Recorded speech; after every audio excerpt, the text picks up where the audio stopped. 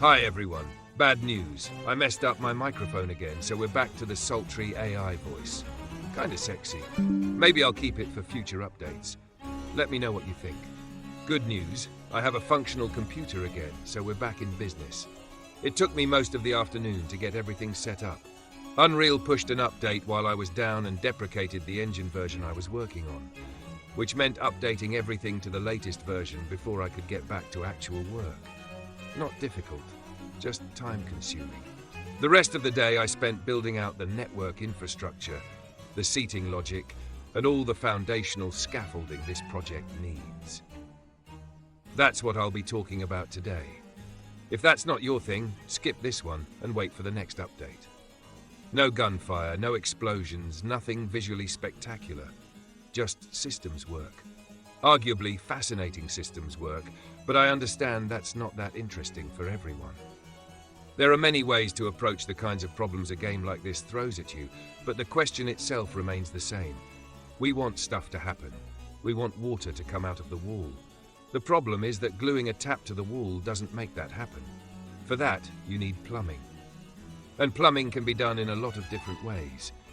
I'm not going to claim the approach I took is the only valid one. Oh no, far from it. If you want to have that conversation, drop at Paul in the Discord, and I'll happily talk your ear off. So, suppose we have some number of boats in the world, some number of stations on those boats, helm, radio, guns, torpedoes, and so on. And some number of players who need to be able to interact with whatever boat and whatever station they find themselves at any given moment. At its core, you're just a person who wants to play a game. While ASD moves your character around the deck. The physics engine handles collisions so you don't fall through the floor. Nothing exotic there.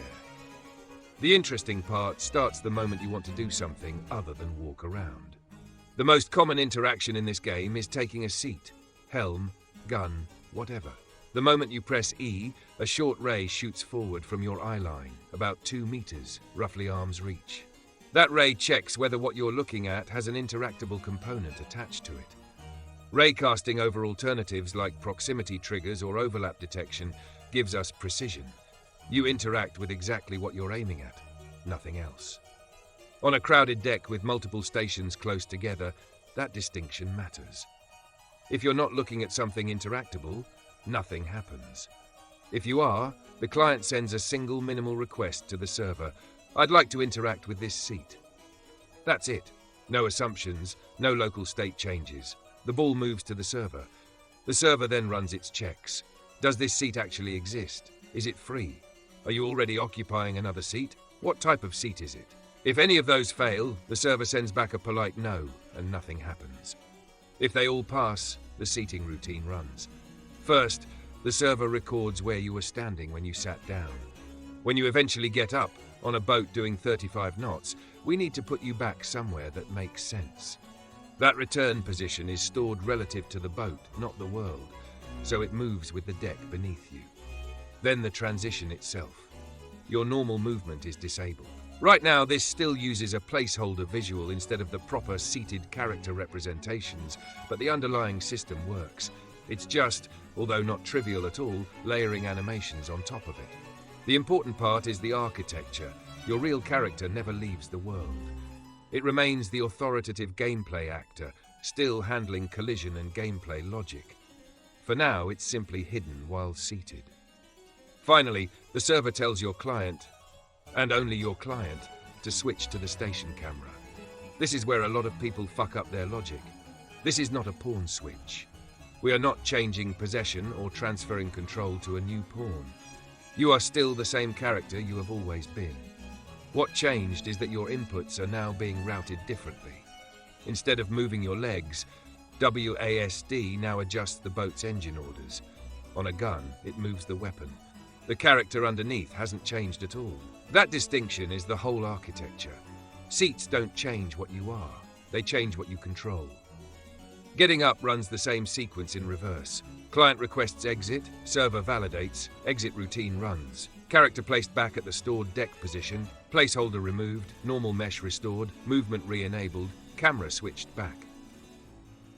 From your perspective, it's nearly instant. 3 or 4 frames, smoothed with a camera blend for now and proper animation later. Under the hood, the authority chain never changes. Player input, client request, server validation, state change, client presentation. That chain is what keeps everything stable, server authoritative and deterministic. Even when boats are moving, waves are rolling, and multiple players are cycling in and out of stations across the map. The next step is tying all of this into actual boat movement. As you can see here, that's already working. Forward, reverse, and independent throttle control on all 3 engines, either separately or together. A bit more work to properly reconcile that with the client part as well. Trivial, and then we'll get on the rudder. The game is afoot. As always, thank you for your support, and see you next time. Join the Discord if you haven't done so yet. Much love.